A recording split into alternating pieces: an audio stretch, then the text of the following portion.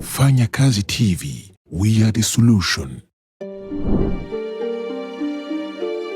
Welcome to Fanya Kazi TV, urunirwa rubuga rwacu rwanjye nawe, hahandi dusanga ubumenyi butandukanye budufasha kwihangira imirimo cyangwa se gukora iyo dusanzwe dukora neza kandi fresh. Nge unyite Mr. Fanya Kazi. Muri aka kanya tuje kuvuga ku itangazo ryasohotse ku itariki 25 rireba aba pioneers, by'umwihariko abatarabashije gukorerwa migration kuri mainnet.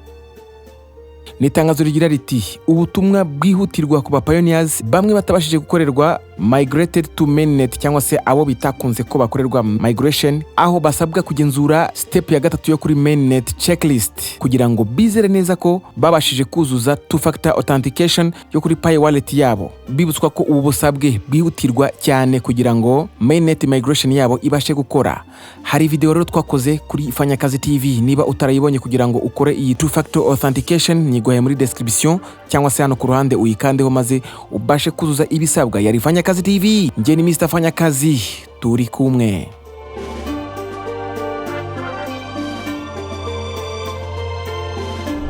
Fanya Kazi TV, we are the solution.